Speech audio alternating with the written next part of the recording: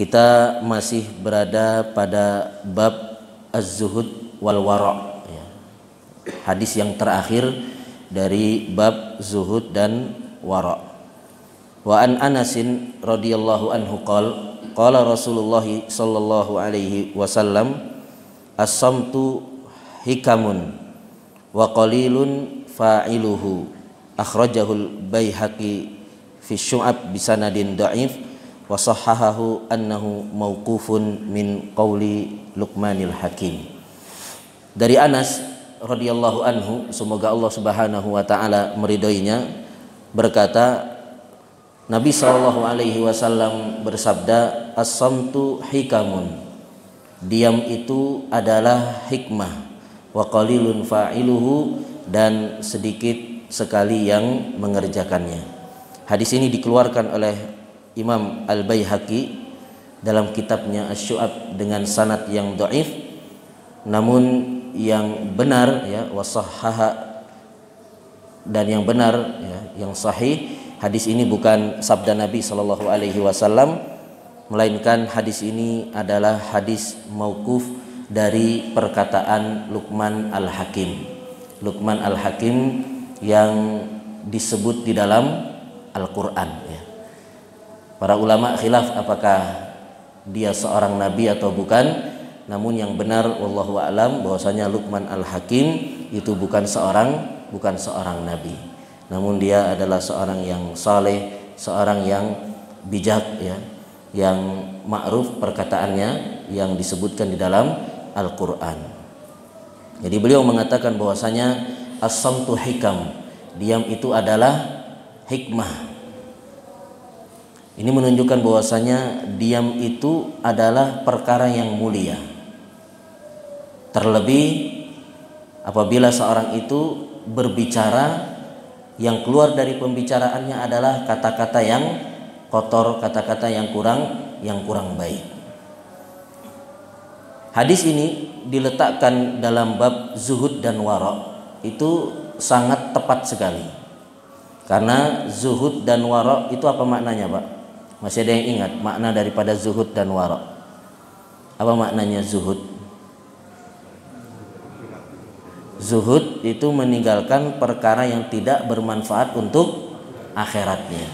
Adapun wara' meninggalkan perkara yang bisa memudaratkan untuk akhiratnya.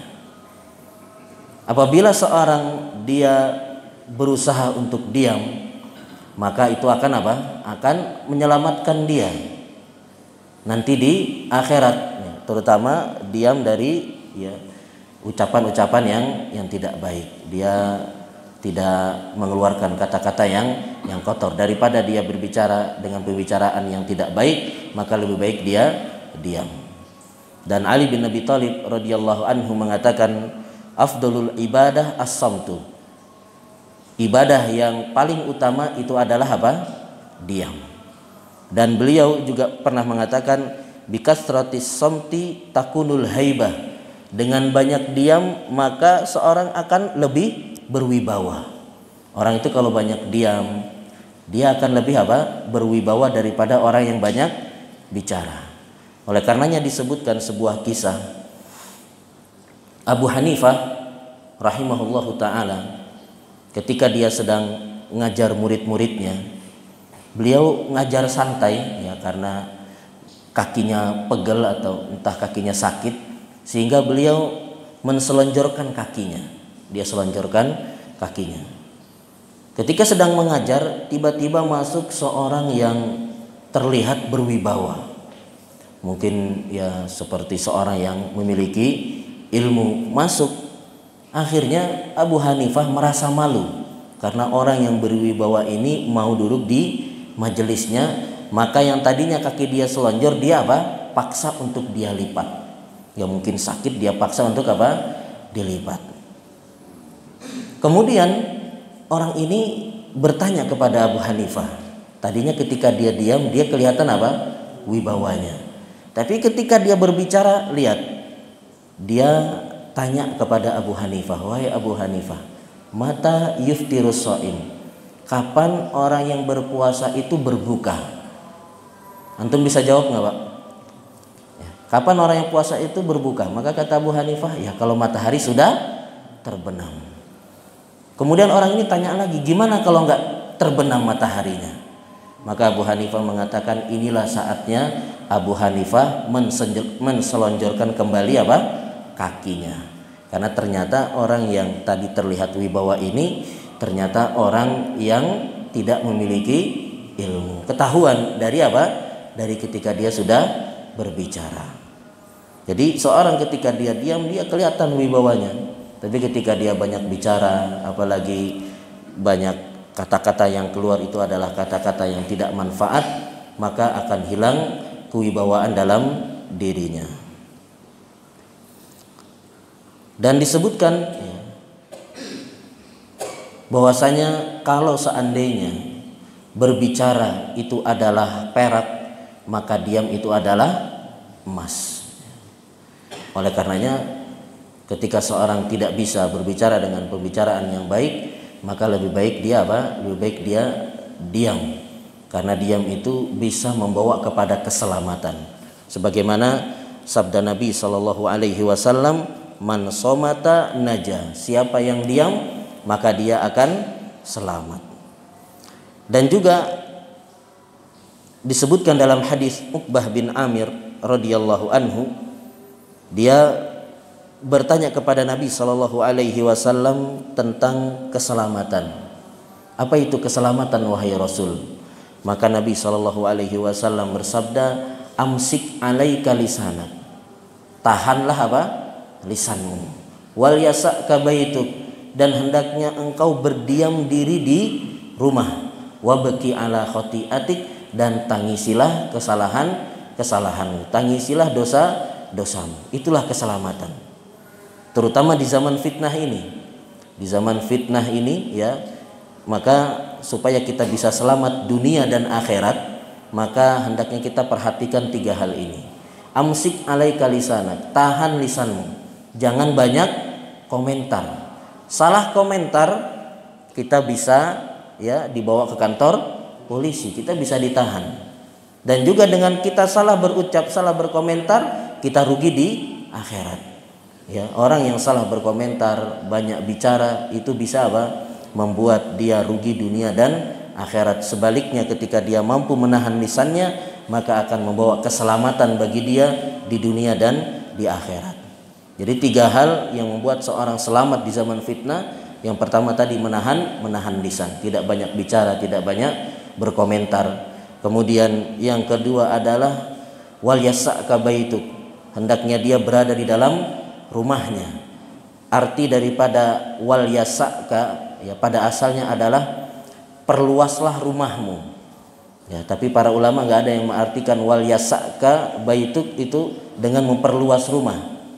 Tapi maksudnya adalah hendaknya seorang berdiam diri di rumah dan menyibukkan dengan beribadah kepada Allah Subhanahu wa taala di masa fitnah ini. Jangan banyak keluar, jangan banyak bergaul.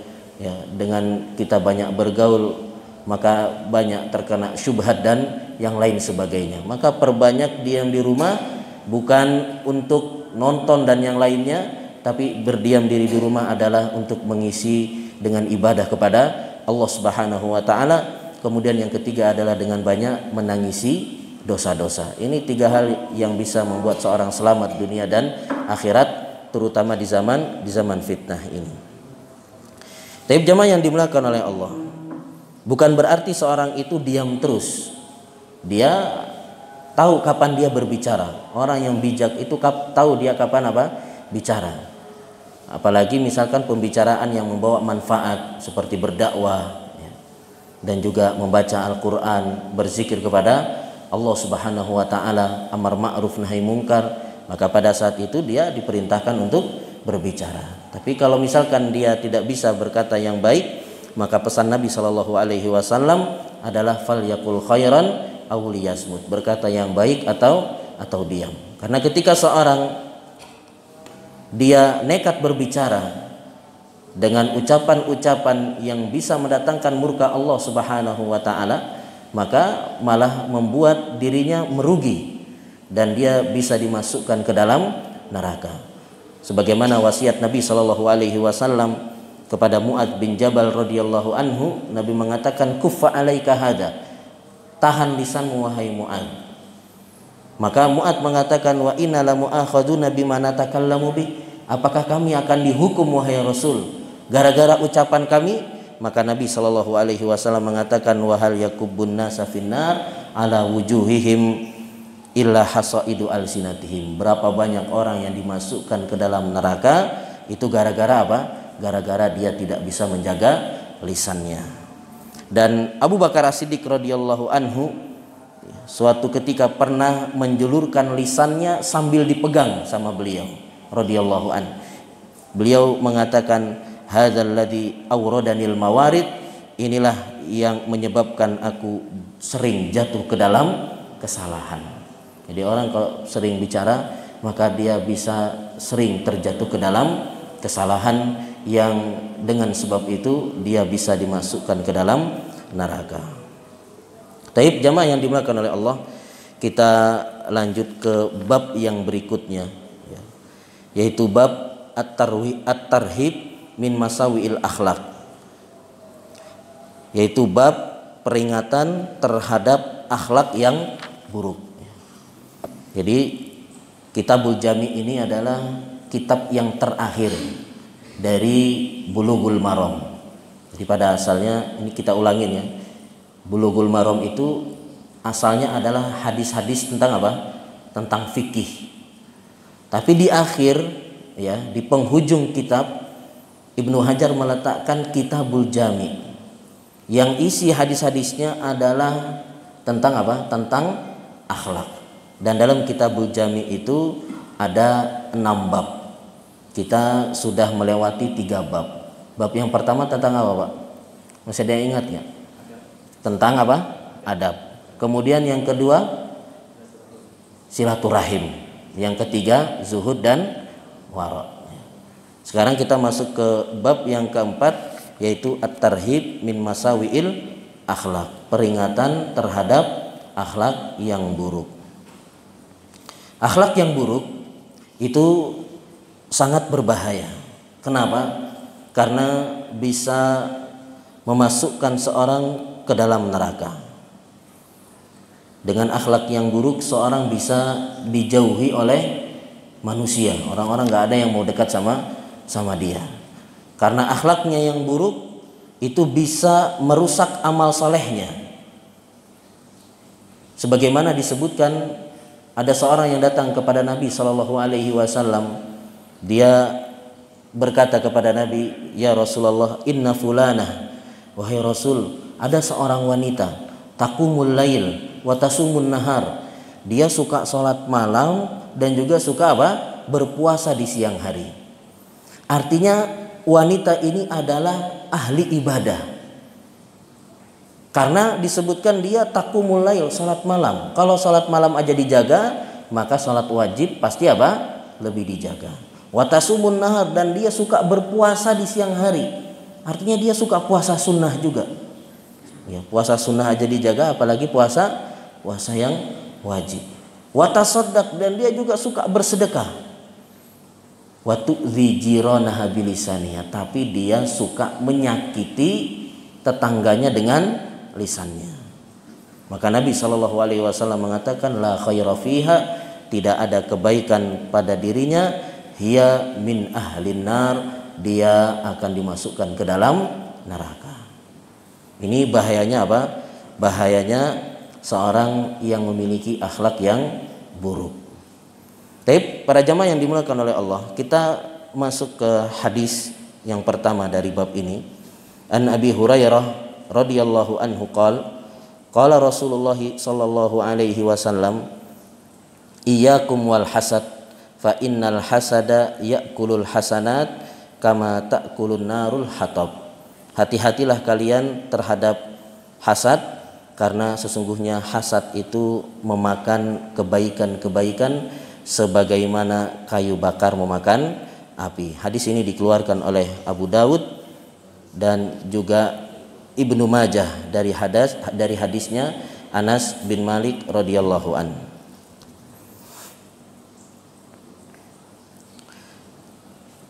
Jadi yang pertama, tentang akhlak yang buruk yang disebutkan oleh Ibnu Hajar di sini, yaitu tentang hasad. Ya. Jadi akhlak yang buruk, di antara akhlak yang buruk itu adalah hasad. Dan hasad ini merupakan keburukan yang pertama kali terjadi di langit, dan juga merupakan keburukan yang pertama kali terjadi di muka bumi. Hasad di langit itu apa? Ketika iblis diperintah oleh Allah Subhanahu wa taala untuk sujud kepada Nabi Adam alaihi salam, ya maka iblis tidak mau. Iblis mengatakan, khalaqtani min nar wa khalaqtahu min tin. Engkau ciptakan aku dari api, sedangkan engkau ciptakan dia dari tanah. Hasad, nggak mau sujud kepada Nabi Adam alaihi salam. Padahal pada asalnya iblis ini adalah makhluk yang sejajar dengan malaikat, yang juga taat kepada Allah Subhanahu wa taala. Oleh karenanya disebutkan, wa id qulna lil malaikati isjudu li adama fasajadu illa iblis. Ketika Allah Subhanahu wa taala perintahkan kepada malaikat untuk sujud kepada Adam, ya, maka sujudlah malaikat kecuali apa? Iblis. Ini menunjukkan bahwasanya iblis itu tadinya adalah juga bagian dari malaikat. Ada yang mengatakan demikian. Ada yang mengatakan makhluk lain, ya, iblis makhluk lain, ya, yang tadinya juga taat beribadah kepada Allah Subhanahu wa taala, namun karena dia hasad, akhirnya dia memilih untuk membangkang kepada Allah Subhanahu wa ta'ala. Dan hasad ini juga merupakan dosa atau keburukan yang pertama kali ada di muka bumi, yaitu siapa? Anaknya Nabi Adam alaihi salam, Qabil dan Habil. Yang satunya diterima kurbannya, yang satunya tidak diterima kurbannya. Akhirnya dia iri, maka dia membunuh saudaranya. Siapa yang dibunuh, Pak? Qabil atau Habil? Qabil yang dibunuh, ya, atau Habil yang dibunuh oleh Qabil. Karena salah satu dari mereka ini kurbannya diterima oleh Allah Subhanahu wa taala. Jadi hasad ini sangat besar dampaknya, sangat berbahaya. Orang gara-gara hasad dia nekat untuk membunuh. Sebagaimana tadi kisah daripada Qabil dan Habil. Dan gara-gara hasad seorang terkadang dia tidak mau beriman kepada Allah Subhanahu wa taala. Gara-gara apa? Gara-gara hasad. Ini sebagaimana siapa, Pak? Dia hasad sehingga dia tidak mau beriman kepada Allah. Itu seperti orang-orang Yahudi. Orang-orang Yahudi ini mereka tidak mau beriman kepada Nabi Shallallahu alaihi wasallam. Kenapa? Karena hasad. Disebutkan mereka ini sebenarnya sudah menunggu Nabi yang terakhir. Disebutkan dalam kitab mereka ciri-ciri Nabi terakhir. Itu akan datang ke kota yang banyak pohon kurmanya. Maka mereka berbondong-bondong datang ke kota Madinah. Mereka datang ke kota Madinah menunggu Nabi yang terakhir. Bahkan mereka sesumbar kepada penduduk asli kota Madinah bahwasanya mereka akan mengusir mereka, ya. Orang-orang Yahudi akan mengusir orang-orang penduduk Madinah bersama Nabi yang terakhir. Mereka sangat kenal dengan Nabi Shallallahu alaihi wasallam. Sebagaimana disebutkan, ya'rifunahu kama ya'rifuna abna'ahum. Mereka sangat kenal dengan Nabi, ya, sebagaimana mereka sangat mengenali anak-anak mereka sendiri. Disebutkan ketika Nabi Shallallahu alaihi wasallam datang, ternyata Nabi Shallallahu alaihi wasallam bukan dari kalangan Bani Israel. Mereka mengira Nabi terakhir itu dari kalangan Bani Israel, ternyata dari bangsa Arab. Akhirnya mereka tidak mau apa? Beriman karena hasad, ya. Karena apa? Karena hasad. Bahkan disebutkan, ya, ayahnya Sofiyah binti Huyai itu siapa, Pak? Istrinya Nabi Shallallahu alaihi wasallam. Ayahnya adalah seorang Yahudi yang, ya, merupakan pasturnya lah, yang faham dengan kitabnya. Dia ikut melihat Nabi Shallallahu alaihi wasallam. Akhirnya dia pulang, ya. Kemudian pamannya Sofiyah, ya, saudara dari bapaknya, berkata kepada Huyai, huwa, ya, bukankah dia itu Nabi yang kita tunggu-tunggu? Iya, kata Huyai, huwa, dia adalah Nabi yang kita tunggu. Bahkan keyakinan saya dia itu Nabi melebihi keyakinan saya kalau Sofiyah itu anak saya. Bayangkan Pak, dia sangat kenal betul dengan Nabi, yakin kalau itu adalah Nabi, ya, bahwasanya Muhammad Shallallahu Alaihi Wasallam adalah seorang Nabi yang terakhir. Dia sangat kenal, lebih yakin Muhammad seorang Nabi daripada apa? Sofiyah anaknya sendiri. Tapi dengan itu, ya, karena hasad, dia tidak mau beriman kepada Nabi Shallallahu Alaihi Wasallam. Juga disebutkan Abdullah bin Ubay bin Salul. Ini siapa Pak? Abdullah bin Ubay bin Salul, tokoh munafik. Tokoh munafik. Dia sebenarnya ada keinginan untuk beriman, tapi karena hasad. Hasadnya kenapa? Karena disebutkan orang-orang Ansor, pimpinan-pimpinannya itu banyak yang meninggal pada suatu peperangan. Tinggal dirinya lah, ya, seorang senior yang tidak apa? Meninggal. Dia mengira dia akan ditokohkan, dia akan diangkat menjadi apa? Pemimpin.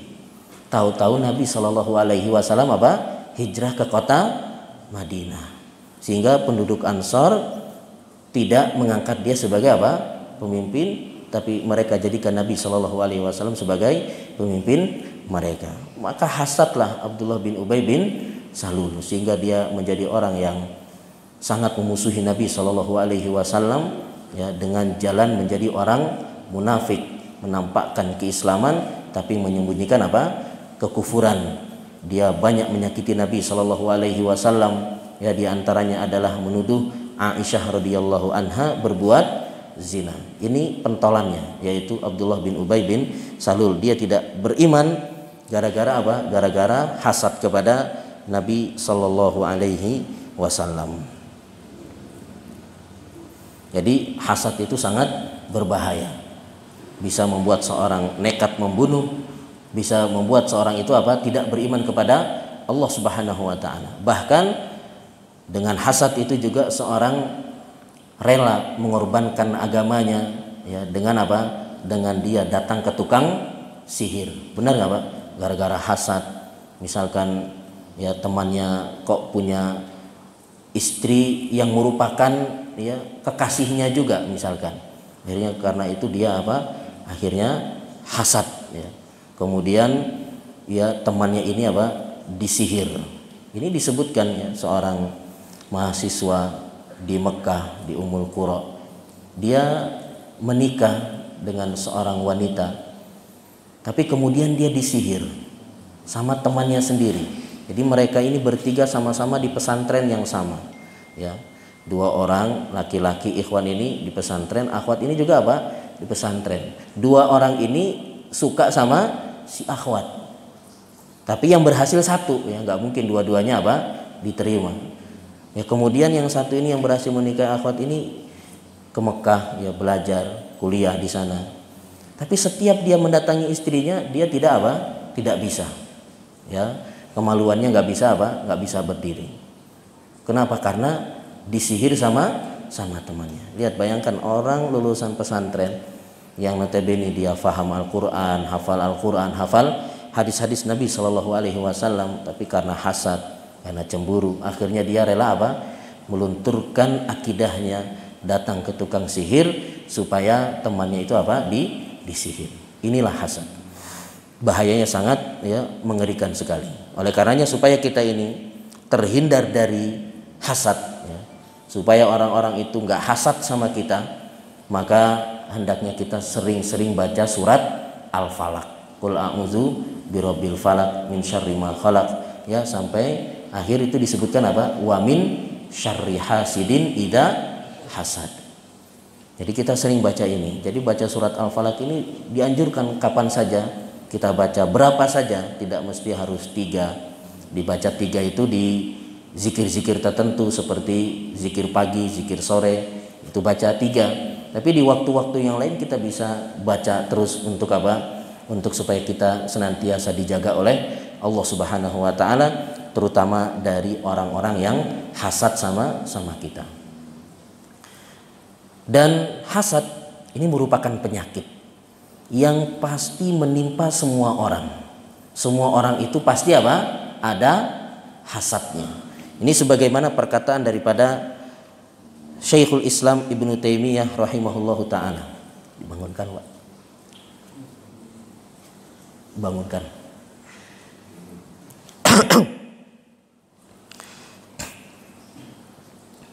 Jadi hasad itu pasti ada pada setiap orang.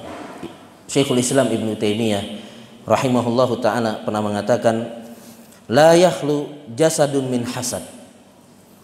Tidak ada jasad itu yang bersih dari hasad. Semua orang pasti hasad. Walakinnal karim yukhfi. Akan tetapi orang yang mulia itu menyembunyikan. Walaim yubdi, dan orang yang tercela akan menampakkan hasadnya. Jadi semua orang pasti hasad. Dan hasad itu ada 3 tingkatan. Ini antum bisa koreksi antum di tingkatan yang mana. Tingkatan yang pertama, dia sekedar benci terhadap nikmat yang Allah Subhanahu wa taala berikan kepada orang lain. Jadi kalau tetangganya beli mobil baru, dia nggak suka. Dia nggak suka aja. Ya, dia nggak mengharapkan itu mobilnya terbakar, nggak. Dia nggak berharap juga mobilnya itu hilang. Dia juga nggak berharap mobilnya itu pindah ke garasi dia, nggak. Tapi dia nggak suka. Tetangganya nikah lagi, dia nggak suka. Dia nggak suka ada tetangganya, ya temannya nikah lagi, nggak suka dia. Dia nggak berharap temannya itu cerai, tapi dia pokoknya nggak suka aja. Banyak nggak yang seperti ini, Pak? Terkadang kita seperti ini. Teman punya nikmat banyak, ya diangkat jadi manajer misalkan, jadi bos. Ya. Kita kadang nggak suka, kita nggak ingin dia seperti itu. Ini yang pertama, tingkatan yang pertama. Sekedar jengkel sama nikmat orang lain saja, itu sudah disebut dengan hasad. Dan ini yang paling rendahnya. Kemudian tingkatan yang kedua, melihat kenikmatan pada orang lain, maka dia dia hasad. Dan dia berharap nikmat itu hilang pada orang tersebut dan pindah kepada dirinya. Jadi kalau ada tetangganya punya mobil, dia nggak suka. Dia berharap mobil itu hilang. Ya, dia berharap tetangganya itu nggak punya mobil. Dia saja yang punya yang punya mobil. Pokoknya dia yang harus yang paling kaya. Yang mobilnya harus paling bagus. Jadi kalau tetangganya punya mobil bagus, lebih bagus dari dia nggak suka. Dia berharap mobil temannya ini hilang. Ini tingkatan yang kedua. Banyak juga orang yang demikian. Dan yang lebih berbahaya adalah tingkatan yang ketiga. Dia menginginkan nikmat yang ada pada saudaranya itu hilang. Dan dia tidak berharap nikmat itu pindah pada dirinya. Jadi dia cuma pengennya nikmat itu hilang aja. Meskipun nikmat itu enggak pindah sama dia. Pokoknya dia enggak suka aja. Dia berharap nikmat pada tetangganya, temannya, saudaranya itu hilang. Meskipun enggak pindah sama dia. Ini yang paling berbahaya. Ini seperti hasadnya iblis kepada Nabi Adam alaihissalam. Dia hasad sama Nabi Adam, ya, sehingga dia berusaha untuk mengeluarkan Nabi Adam alaihissalam dari surga. Meskipun dia tidak dimasukkan ke dalam surga. Pokoknya Nabi Adam harus keluar dari surga. Meskipun dia tidak masuk ke dalam surga. Ini hasad yang paling yang paling berbahaya. Taib jamaah yang dimuliakan oleh Allah. Bagaimana agar kita ini terhindar untuk supaya tidak hasad? Ya, tadi sudah kita sebutkan bahwasanya orang itu pasti hasad. Pasti Pasti hasad. Cuma ada tingkatan-tingkatannya. Nah, bagaimana supaya kita ini enggak hasad lah? Supaya kita ini tidak jengkel sama nikmat yang Allah Subhanahu wa taala berikan kepada orang lain. Bagaimana caranya supaya kita ini bersih dari hasad, hati kita tidak hasad? Maka caranya yang pertama adalah kita berdoa kepada Allah Subhanahu wa taala. Minta kepada Allah Subhanahu wa taala agar kita ini dijadikan hamba yang hatinya bersih. Ya Allah, hilangkanlah hasad dalam diriku. Kita minta pakai bahasa Indonesia tidak masalah. Kita minta kepada Allah supaya hati kita ini bersih dari hasad. Kita tidak iri ya sama orang lain. Kemudian cara yang kedua adalah kita sadar diri bahwasanya kalau kita hasad itu sejatinya kita menzolimi diri kita sendiri. Jadi kita harus sadar kalau kita hasad sama orang, pada dasarnya kita menzolimi diri kita sendiri. Makanya ada seorang ulama yang mengatakan, saya heran dengan orang yang zolim, tapi zolimnya sama dirinya sendiri, yaitu hasad. Orang yang menzolimi dirinya sendiri itu adalah orang yang hasad. Orang dapat nikmat, dia yang susah. Orang yang dapat nikmat, dia yang nggak bisa tidur. Ya, ini gimana caranya supaya mobilnya hilang? Dia yang gelisah, dia yang sedih ketika ada orang dapat nikmat. Ya. Sehingga dia menzolimi dirinya sendiri. Kemudian yang ketiga adalah dia harus sadar bahwasanya hasad itu tidak akan merubah keadaan.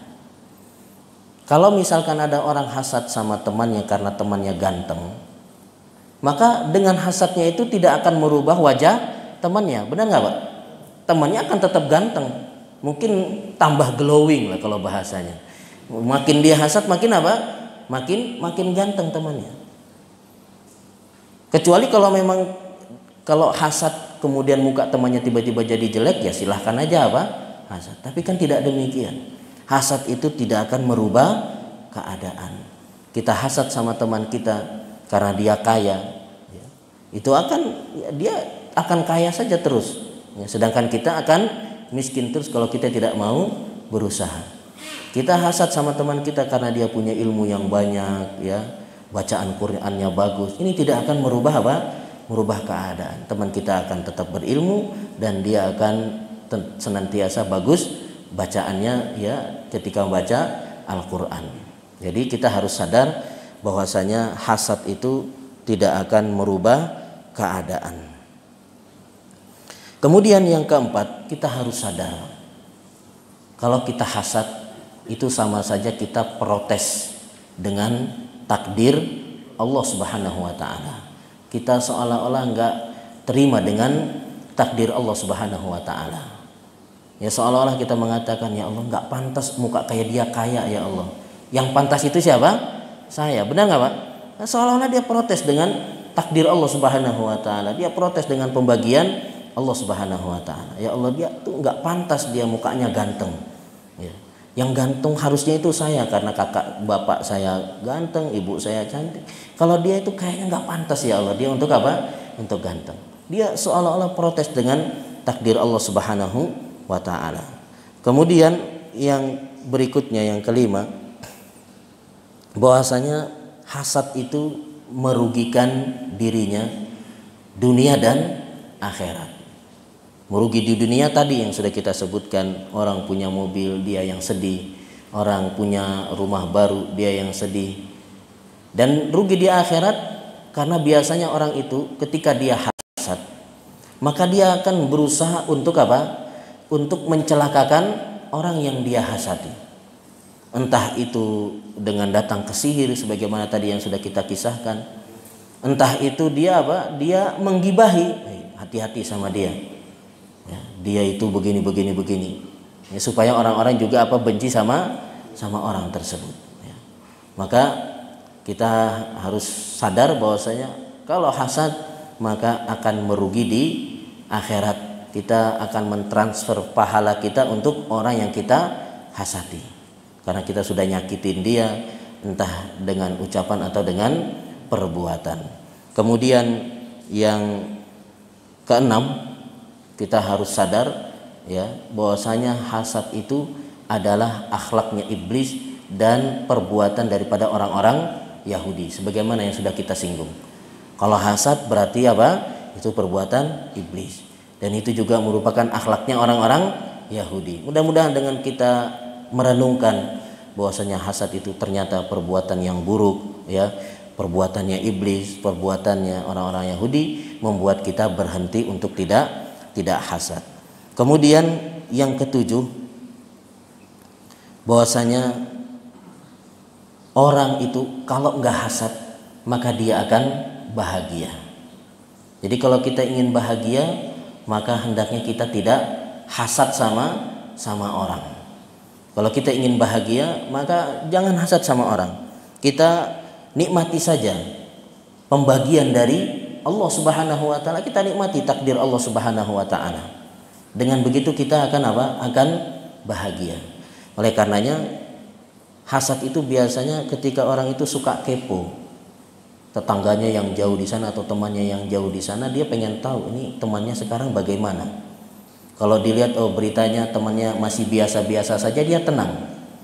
Tapi kalau temannya tiba-tiba jadi bos, jadi manajer, dia akan apa? Hasad. Dia nggak suka ketika temannya temannya itu sukses. Makanya ada ungkapan, orang itu kalau melihat orang susah, dia susah juga.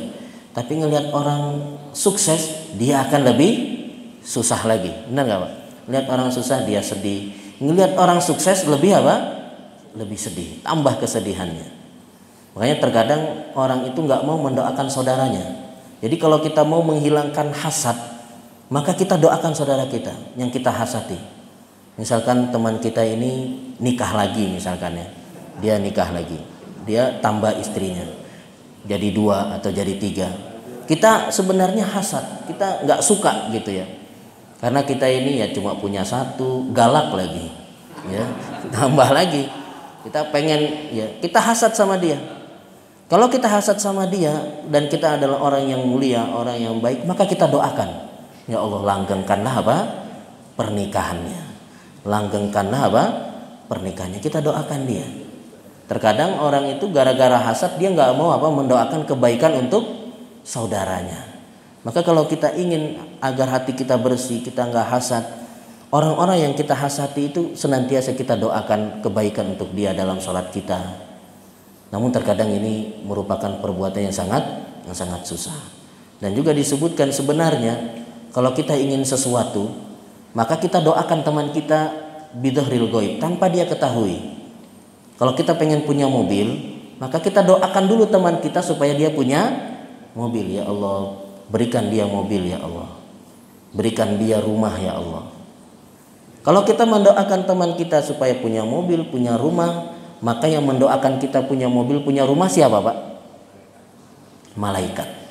Jadi kalau kita doakan teman kita punya rumah, punya mobil, yang mendoakan kita untuk punya rumah, punya mobil siapa? Malaikat. Malaikat ini makhluk Allah yang sangat dekat dengan Allah, tinggalnya di langit, dekat dengan Allah Subhanahu wa taala. Kemudian senantiasa beribadah kepada Allah siang dan malam tanpa henti, tanpa bosan.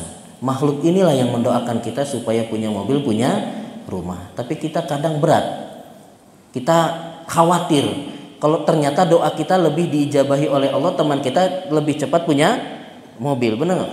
Tahu-tahu dia punya mobil, kita akhirnya menderita, kita akhirnya sedih ya.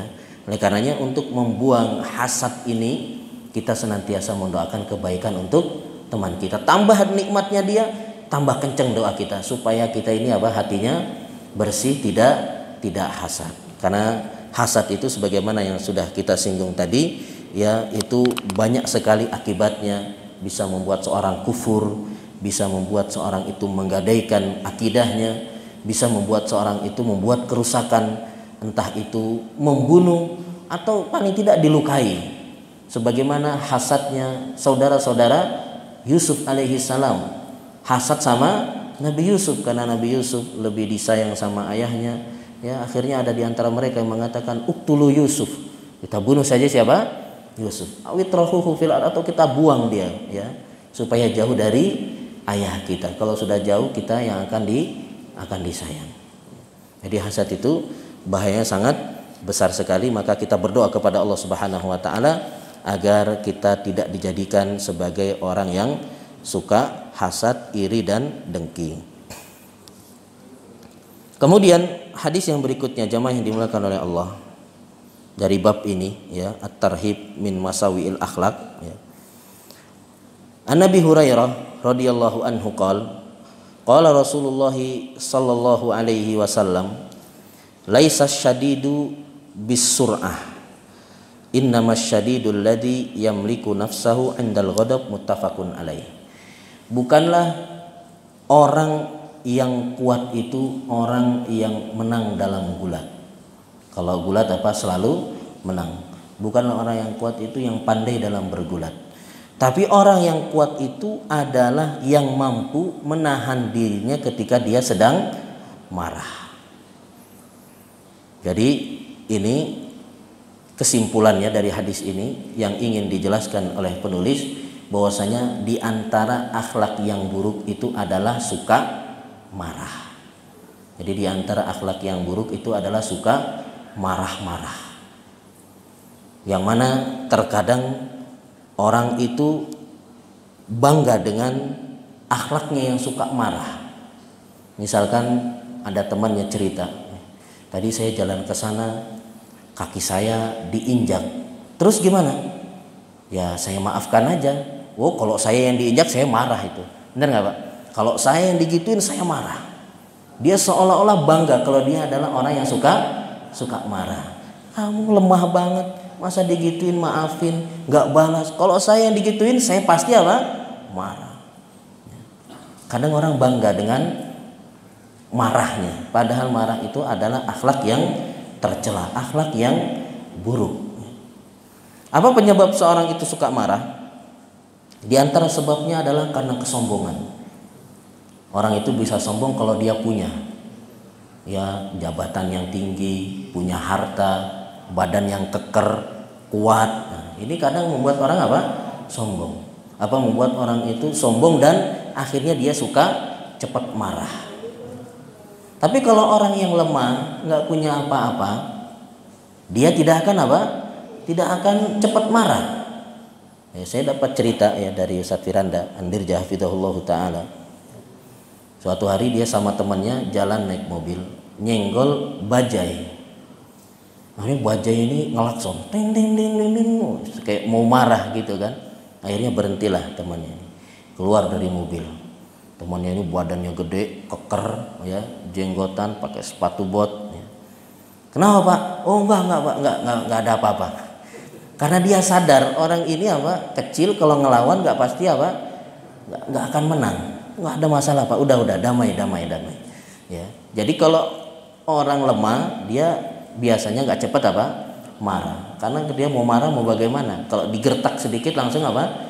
Ketakutan. Orang yang suka marah itu adalah orang yang sombong ya, orang yang punya kekuatan, punya harta dan juga apa? Memiliki jabatan. Kemudian di antara sebab orang itu suka marah itu juga karena pelit, kikir. Mobilnya kesenggol dikit, lecet dikit aja, itu emosinya bisa meledak-ledak, benar nggak? Oh pokoknya udah marah-marah sampai berjam-jam, 2 jam, 3 jam cuma ngurusin apa? Mobilnya yang lecet sedikit, yang kalau lihat dari jauh nggak kelihatan itu. Tapi karena saking bakhilnya nggak mau keluar duit, akhirnya apa? Marah-marah.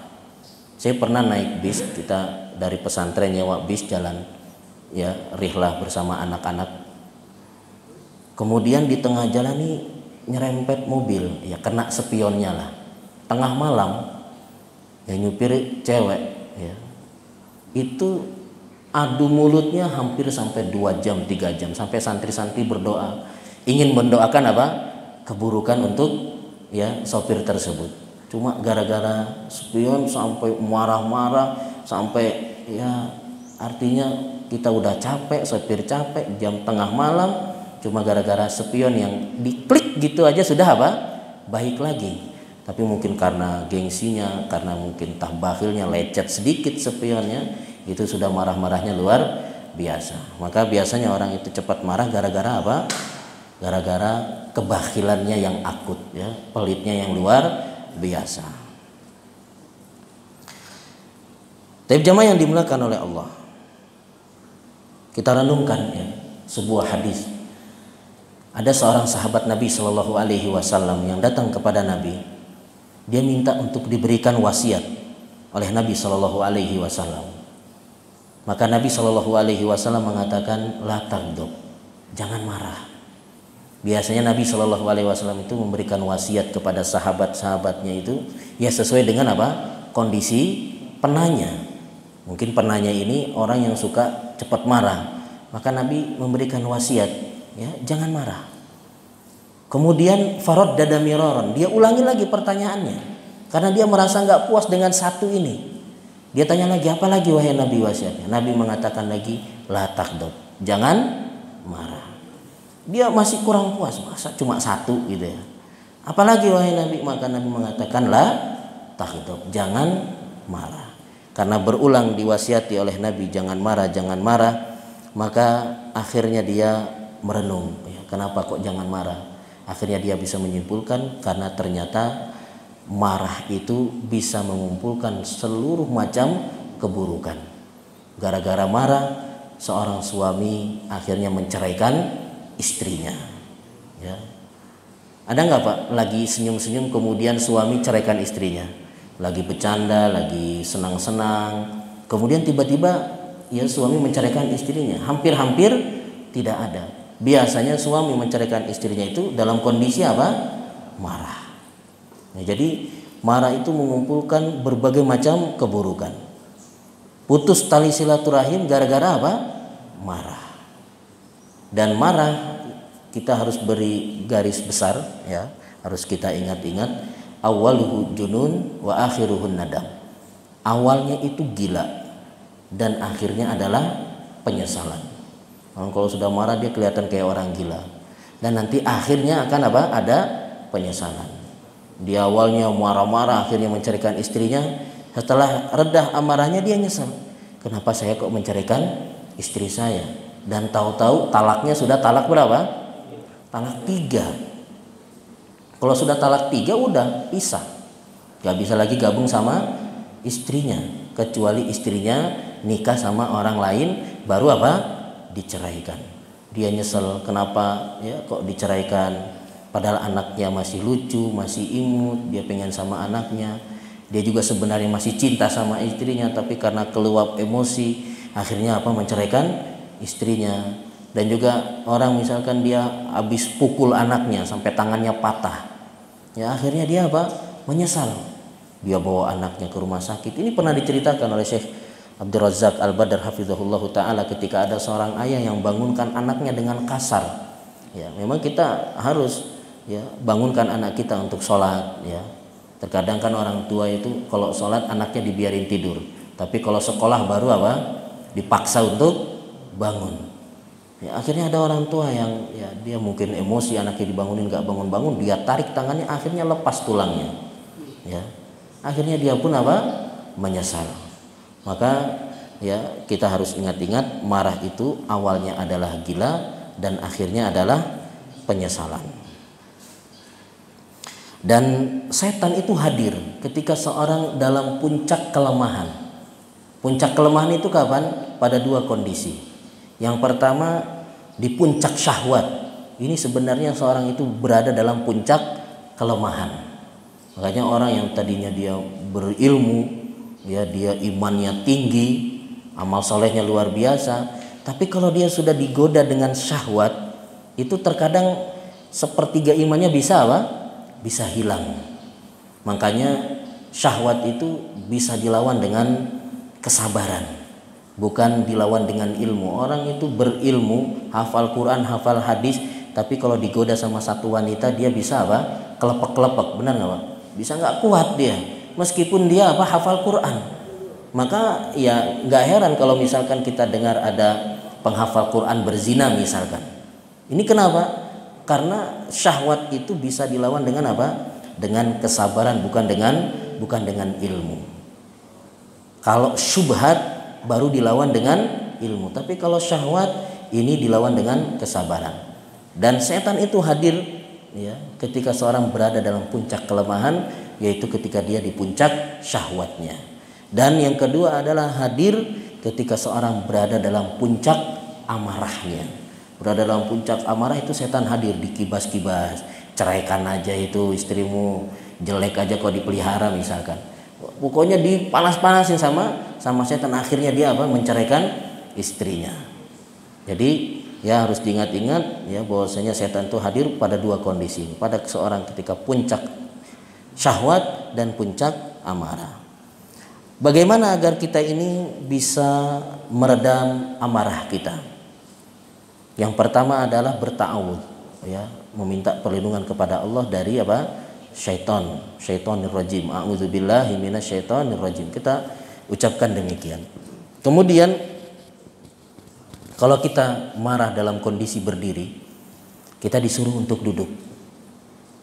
Karena kalau orang itu marah sambil berdiri, ini bisa mengerikan.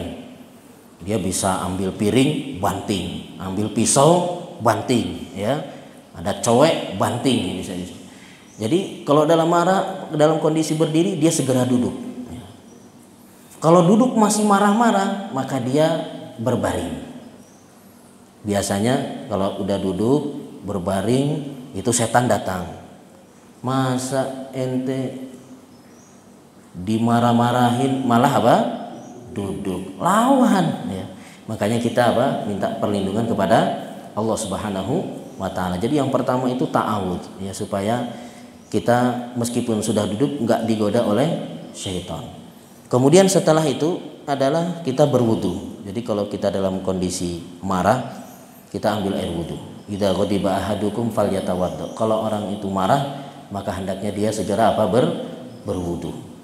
Karena disebutkan bahwasanya setan itu tercipta dari api. Sedangkan kita berwudu dengan air. Dan api kena air dia akan padam. Dengan kita berwudu kita lebih segar sehingga amarah kita bisa bisa hilang. Kemudian di antara cara agar kita ini tidak marah adalah dengan kita diam. Jadi kalau lagi marah-marah kita diam. Kata Nabi SAW, wa idza ghadiba ahadukum falyaskut. Apabila salah seorang dari kalian marah, maka hendaknya dia diam. Jadi kalau kita lagi marah, kita tahan emosi kita. Artinya kita diam, jangan berbicara. Karena kalau kita marah kemudian berbicara, ini nanti bicaranya bisa ngelantur. Ya tadi, kalau kita marah kemudian kita bicara, ya bisa ceraikan istri lah, ya. Bisa keluar kata-kata yang menyakitkan lah.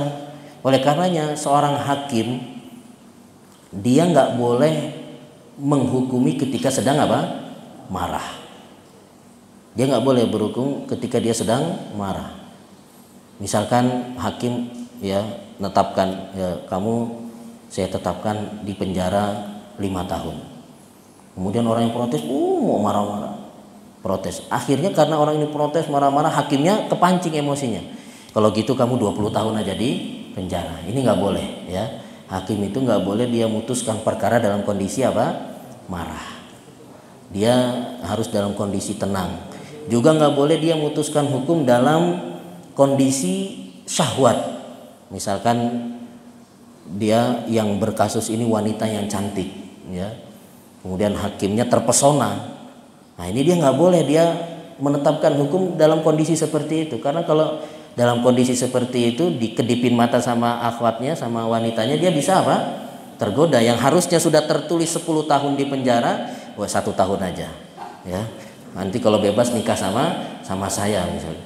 Ini nggak boleh. Dia harus pulang ketemu sama istrinya. Dia lampiaskan syahwatnya, baru dia bisa menghukumi ya seorang wanita yang cantik. Jadi seorang itu ketika dia marah, dia harus diam. Wa idza ghadiba ahadukum falyaskut. Kalau dia marah hendaknya diam. Yaitu diantara cara tips ya agar seorang itu tidak marah. Kemudian diantaranya adalah supaya orang itu nggak marah-marah adalah dia mengingat bahwasanya balasan bagi orang yang mampu meredam amarah adalah surga. Orang yang mampu menahan amarahnya itu balasannya adalah surga. Sebagaimana ya disebutkan dalam hadis. Syukron.